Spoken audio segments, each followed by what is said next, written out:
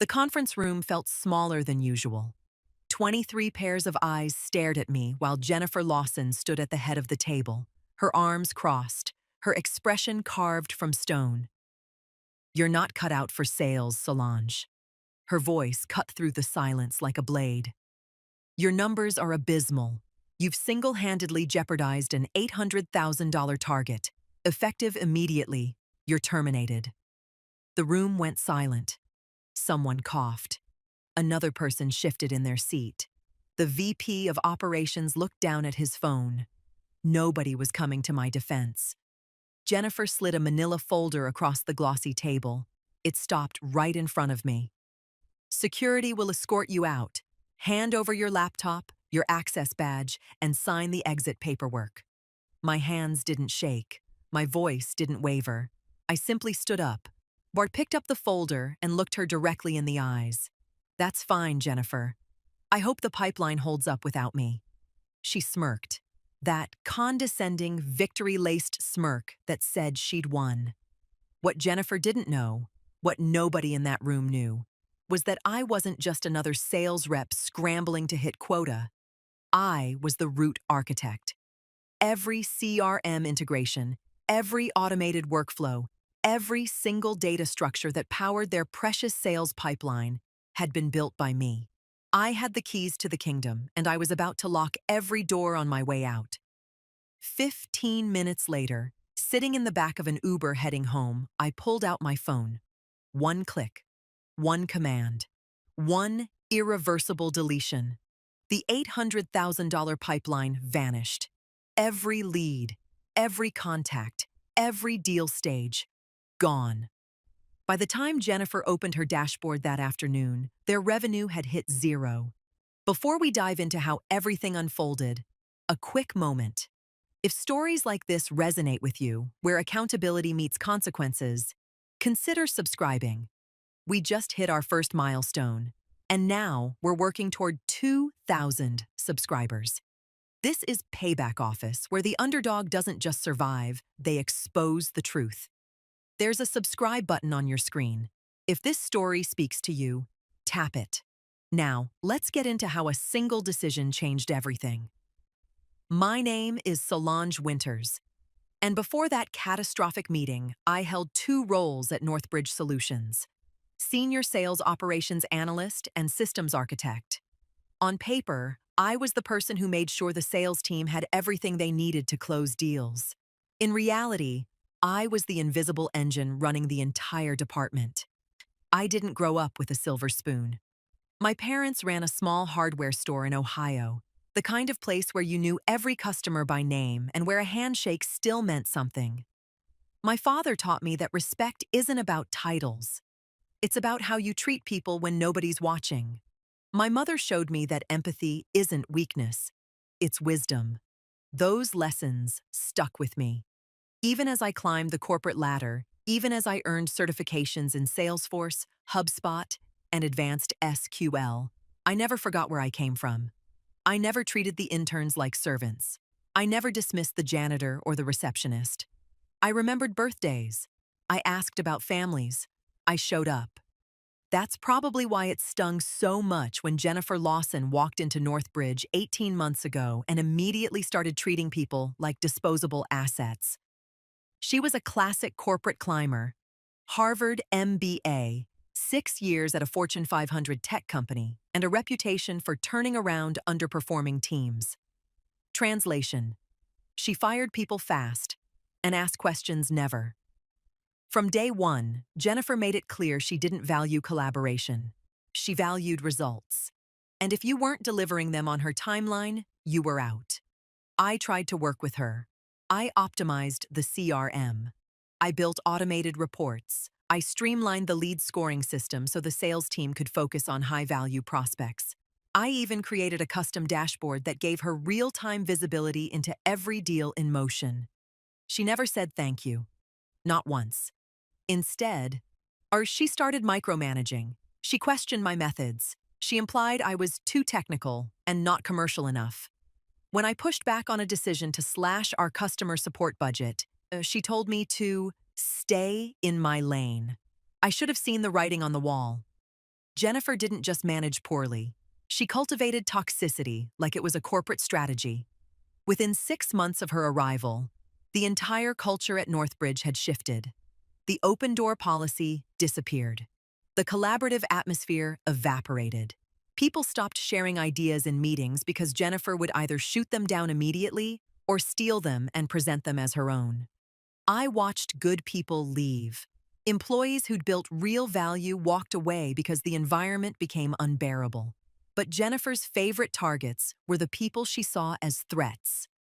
And somehow, despite keeping my head down and just doing my job, I ended up in her crosshairs. It started small. She'd schedule meetings during my lunch break, then act surprised when I mentioned I hadn't eaten. She'd send urgent requests at 9 p.m. and expect responses within the hour. She'd ask for detailed reports, then never read them. Then it escalated. She started excluding me from meetings where my input was critical. I'd find out about major system changes after they'd already been decided. When I'd raise concerns about technical feasibility, she'd dismiss me in front of junior staff members. Solange always finds problems instead of solutions, she'd say with that practiced smile. We need people who can execute, not people who overthink.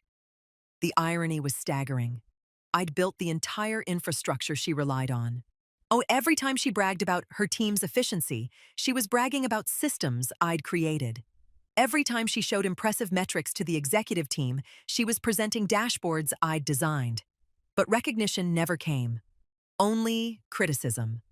There was a moment, about 2 weeks before the termination meeting, when I almost quit on my own terms. I'd been working on a critical update to the reporting system, something that would save the sales team about 10 hours per week in manual data entry. I'd put in extra hours, tested every scenario, and prepared a presentation for the leadership meeting. The morning of the meeting, Jennifer pulled me aside. "I'm going to present your report today," she said casually, like she was doing me a favor. "You're not really a public speaker. And this needs to land well with the executives." I stared at her. "I've presented to executives before. I built this system. I should be the one explaining it." She put her hand on my shoulder in a gesture that was probably meant to seem supportive, but felt condescending. "Solange, you're brilliant with technology, but business communication isn't your strength. Trust me on this." She presented my work, complete with slides I'd created, using talking points I'd written. The executives loved it. They praised Jennifer's innovative approach and strategic thinking. She soaked up every word of it. My name wasn't mentioned once. After the meeting, I went back to my desk and started documenting everything. Every project I'd completed, every system I'd built, every contribution I'd made. I created a detailed log with timestamps, email receipts, and technical specifications. I didn't know exactly how I'd use it, but some instinct told me I'd need proof, a paper trail. So evidence that I wasn't just a supporting character in Jennifer's success story, I was the author of it. That documentation would prove more valuable than I could have imagined. The trouble started 3 months before I was fired. Northbridge had just landed a major contract with a logistics company, Summit Freight Solutions. It was worth $800,000 annually, with potential to scale to over $2 million within 3 years. Jennifer took full credit for the deal, even though it was actually closed by one of our senior account executives who'd been nurturing that relationship for 18 months. Jennifer positioned herself as the mastermind. She gave interviews to the company newsletter. She presented the win at the quarterly all-hands meeting. She even hinted that this deal would fast-track her to a C-suite position. But there was a problem. The contract required a level of CRM customization and data integration that our current infrastructure couldn't handle. Summit Freight needed real-time shipment tracking, automated invoicing, and dynamic reporting across 4 regional offices. It was complex, and it was my job to build it. I told Jennifer it would take 8 weeks to do it right. She said I had 3. "Solange, I don't need perfection. I need it done. Summit is expecting a demo in 3 weeks, and if we don't deliver, we lose the contract. I worked 16-hour days. I skipped weekends. I barely slept. I pulled in favors from developers I knew. I tested and retested every integration. And somehow, miraculously, I delivered. The demo went flawlessly. Summit's COO was impressed. Jennifer sent a company-wide email praising her team's execution. My name wasn't mentioned. I let it go. I told myself that recognition didn't matter, that doing good work was its own reward. Then the invoicing errors started. 2 weeks after the system went live, Summit's finance team reported discrepancies. Invoices were being generated with incorrect line items. Some shipments weren't being tracked. A few regional reports were pulling outdated data. I investigated immediately. The problem wasn't my build. It was the data inputs. Jennifer's sales team had been entering information inconsistently. Different naming conventions, missing fields, duplicated records. Garbage in, garbage out. I flagged the issue in our weekly ops meeting.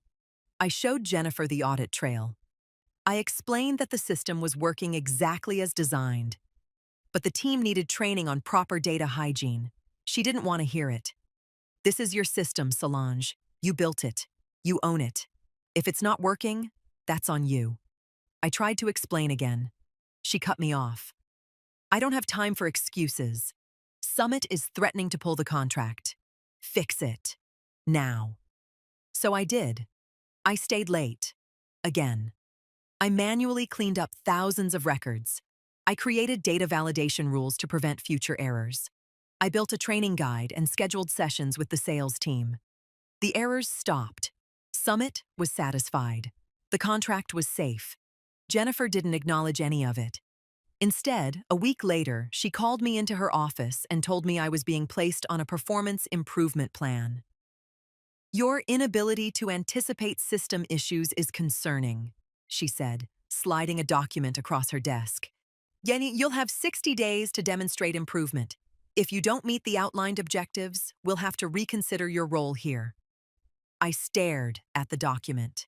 The objectives were vague, subjective, and nearly impossible to measure. It was a setup, a paper trail, a legal cushion for an inevitable termination. I signed it anyway. What choice did I have? For the next 60 days, I worked harder than I ever had. I documented everything. I exceeded every technical benchmark. I kept my head down and avoided conflict. But Jennifer kept moving the goalposts. Every time I met an objective, she'd add a new one. Every success was reframed as expected baseline performance. The performance improvement plan was designed for failure, and Jennifer knew it. But I played along, documenting every single thing I did. I sent weekly summaries to HR. I copied Jennifer on every communication. I wanted a record that showed I'd done everything possible to meet her impossible standards. Meanwhile, I started preparing for the inevitable. I created a complete backup of all my documentation on encrypted personal storage. I downloaded copies of every system specification, every workflow diagram, every piece of code I'd written. I also started mapping out the dependencies. What would happen if I left? What systems relied on my knowledge? What processes would break? The answer was almost everything. And then came the quarterly review meeting, the execution. Jennifer had clearly planned it as a performance. She wanted an audience. She wanted witnesses. She probably thought that publicly firing me would send a message to the rest of the team. What she didn't realize was that she was giving me the perfect justification for what came next. The Uber ride home took 23 minutes. For the first 10, I just stared out the window, processing what had happened. The humiliation, the injustice, the absolute audacity of Jennifer standing in front of 24 people and lying through her teeth. Then something shifted. The fog of shock cleared and cold calculation took its place. I'd spent 60 days preparing for this moment. I had backups of my documentation. I had proof of my contributions. I had detailed logs of every system I'd built and every problem I'd solved. But more importantly, I had access. When IT sets up technical roles, they create layers of permissions. Standard users can view and edit data. Managers can approve and delete. Administrators can configure settings. And then there are root architects, the people who build the system from the ground up. Root architects have access to everything: the database, the integrations, the API keys, the backup protocols, every single piece of the infrastructure. Jennifer had never worked in technology. She didn't understand the difference between revoking someone's user account and actually removing their architectural access. To her, taking my laptop and badge meant I was locked out. She was catastrophically wrong. I'd built Northbridge's entire CRM infrastructure on cloud-based platforms. Salesforce for customer data, HubSpot for marketing automation. Custom AP is connecting to their accounting software, their inventory management system, their communication tools. Everything talked to everything else in a complex web of integrations that I'd spent 2 years creating. And I'd configured all of it using administrative credentials that were tied to my personal encrypted accounts, not just my company email. Standard security practice would have been to create a dedicated admin account owned by IT, then grant me temporary access. But Northbridge didn't have a sophisticated IT department. They had an outsourced help desk that handled password resets and laptop imaging. I was IT. I was the architect. I was the administrator. I was everything. And nobody had thought to revoke my access at the architectural level. By the time the Uber pulled up to my apartment building, I'd made my decision. This wasn't about revenge. This was about consequences. This was about showing Jennifer and companies like Northbridge that you can't build your success on someone else's back and then discard them when it's convenient. This was payback. I walked into my apartment, set down my personal items from the office, and opened my laptop. The VPN connection took seconds. My credentials still worked. And just like that, I was looking at the back end of every system I'd ever built for them. I didn't rush. This needed to be thorough. First, I navigated to the Salesforce admin panel. The entire sales pipeline was there. Hundreds of leads, dozens of active deals, thousands of contact records. Summit Freight's account alone had over 300 individual data points tracking shipments, invoices, and regional performance metrics. Shirai opened the data management console and selected all records associated with active deals. 847 records, representing not just the 800,000 from Summit, but millions more in potential revenue from other clients. My cursor hovered over the delete button. I thought about every person Jennifer had stepped on, every contribution she'd stolen, every employee she'd humiliated, every ounce of work I'd poured into building something excellent, only to be blamed when other people couldn't use it properly. I clicked delete. A confirmation dialog appeared. This will permanently remove 847 records. This action cannot be undone. Are you sure? I clicked yes. The screen refreshed. The pipeline was empty. But I wasn't done. Next, I went into the custom integrations I'd built. The API connections that automated data flow between systems. The webhooks that triggered actions. The scheduled reports that Jennifer loved showing to executives. One by one, I disconnected them. Then I moved to the automation workflows. The lead scoring system that prioritized high-value prospects. The email sequences that nurtured cold leads. The task assignments that routed opportunities to the right salespeople. I deleted every single one. Finally, I went into the reporting infrastructure. The custom dashboards. The real-time metrics. The forecasting models. All of it. Gone. The entire process took less than 15 minutes. When I was finished, Northbridge's CRM was still technically functional. Someone could log in, manually enter a contact, and manually track it through deal stages.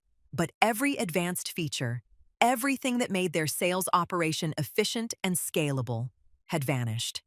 They were back to square one, except they didn't have me to rebuild it. I cleared my access logs, closed the VPN, and shut my laptop. Then I poured myself a glass of wine and waited. The first text came 90 minutes later. What happened to the CRM? Everything's gone. Jennifer is losing her mind. I didn't respond. More texts followed. Calls from coworkers, even an email from someone in IT asking if I'd noticed any system issues before leaving. I ignored all of it. By the next morning, my phone had 43 missed calls and dozens of messages. Most were from Northbridge. I turned off my phone and started planning my next move. By the next morning, the Northbridge's sales operations had ground to a halt. The team couldn't access contact information. They couldn't pull deal histories. They couldn't generate reports. Summit Freight, already frustrated by earlier issues, started asking questions. Other clients followed. Jennifer called an emergency meeting. She brought in IT. She brought in external consultants. She tried to recover the data from backups. But here's the thing about cloud-based systems. If you know what you're doing, you can delete backups too. I'd been thorough. The consultants told her it would take weeks to rebuild the pipeline manually, assuming they could even recover the data from external sources like email threads and spreadsheets. In the meantime, the sales team was flying blind. Summit Freight pulled their contract within 72 hours. She'd owned 2 other major clients followed, citing operational instability. Northbridge's quarterly revenue dropped by 70%. Their stock price tanked. The board called an emergency session. And Jennifer Lawson, the rising star who thought she was untouchable, was placed on administrative leave pending an investigation into gross mismanagement. I didn't gloat. I didn't send anonymous tips to the press. I just moved on. 3 weeks later, I got a call from a recruiter. A competitor of Northbridge, Apex Analytics, had heard about my work and wanted to bring me on as their director of sales technology. The salary was nearly double what I'd been making. The role came with equity. And the CEO personally assured me that they valued people who built things, not just people who took credit for them. I accepted. Starting at Apex felt like stepping out of a dark room into sunlight. The differences were immediate and obvious. In my first week, I met with every department head, not to present to them, but to listen, to understand their needs, to identify where technology could solve real problems instead of creating new ones. My first project was rebuilding their lead management system. I spent 2 weeks just in discovery, talking to salespeople, watching how they actually worked, identifying pain points. Then I built something elegant, something intuitive, something that made their jobs easier instead of adding unnecessary complexity. When I presented it to the leadership team, the CEO asked me to walk through my decision-making process. He wanted to understand not just what I'd built, but why. After the presentation, the COO pulled me aside. That was exceptional. Not just the system, but the way you explained it. You made complex technology accessible. That's rare. Public recognition, shared credit, collaborative success. It was everything Northbridge should have been and never was. Meanwhile, Northbridge continued to spiral. They'd hired a new sales ops team, but without documentation of the original architecture, they were essentially building from scratch. The consultants they'd brought in were charging premium rates and delivering mediocre results. More clients left. Several key salespeople jumped ship to competitors.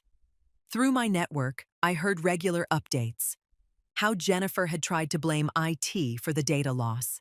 How the executive team had eventually figured out that the infrastructure problems all traced back to one person's termination.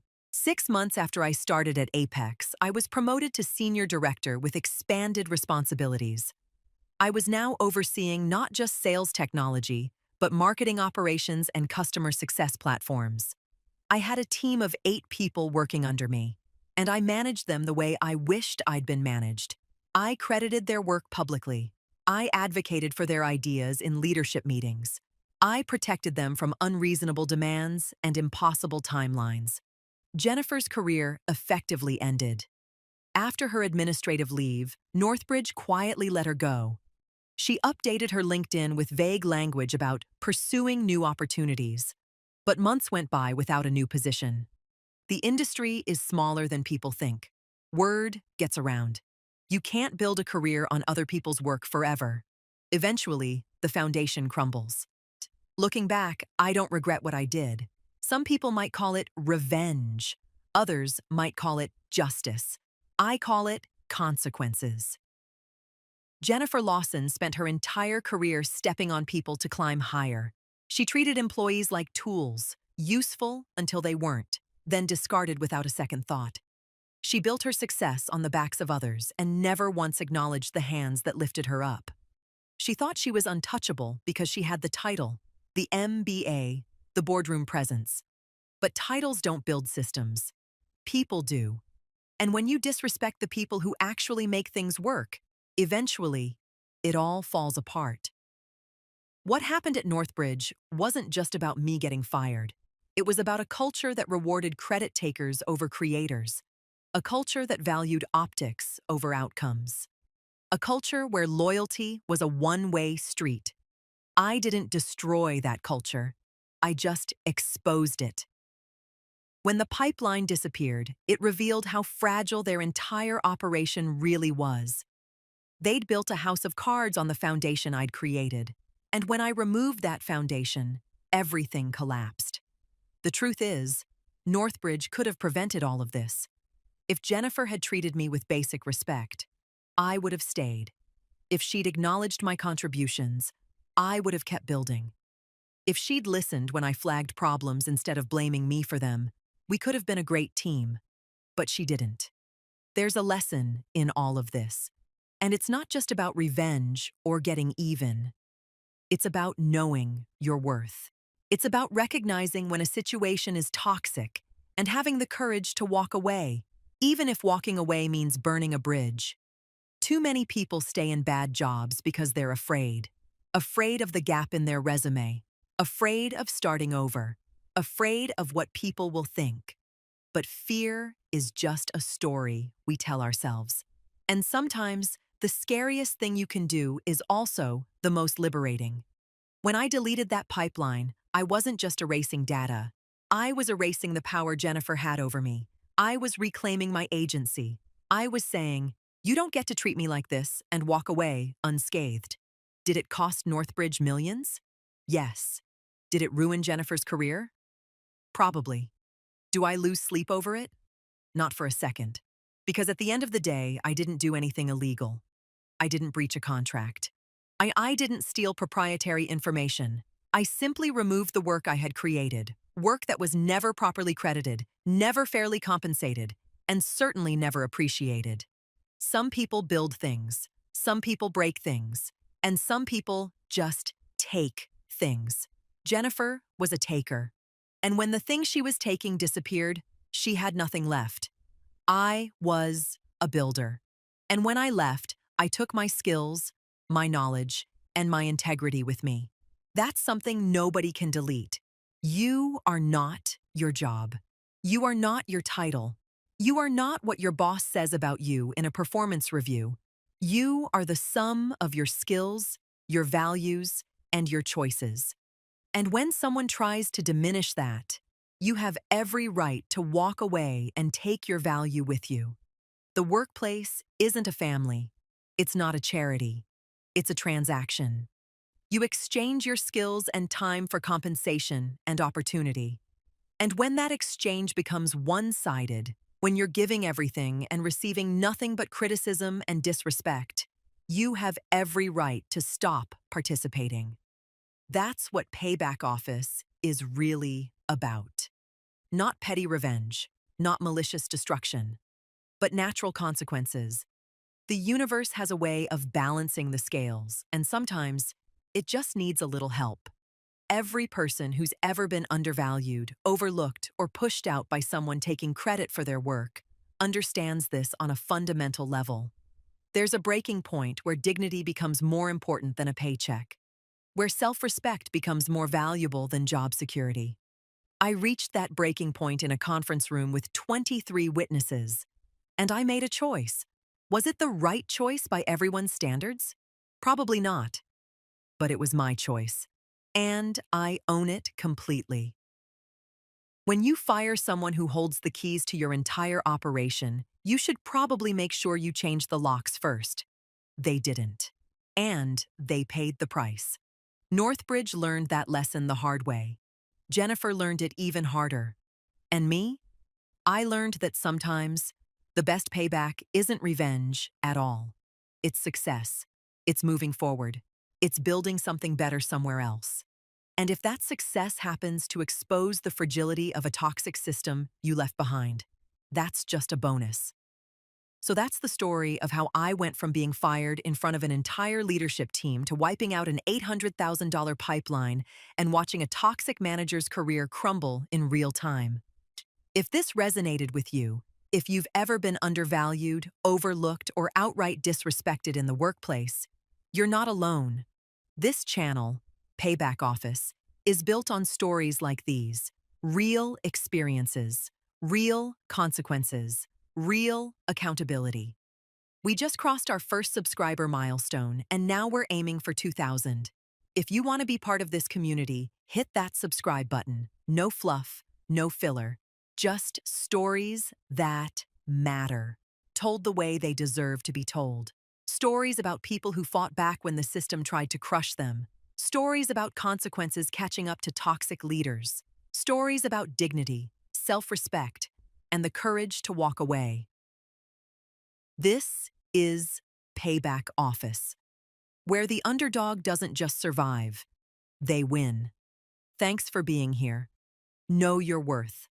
Protect your peace. And never let anyone convince you that you're not enough, because you are. And one day, they'll realize it, right around the time everything they built on your back collapses.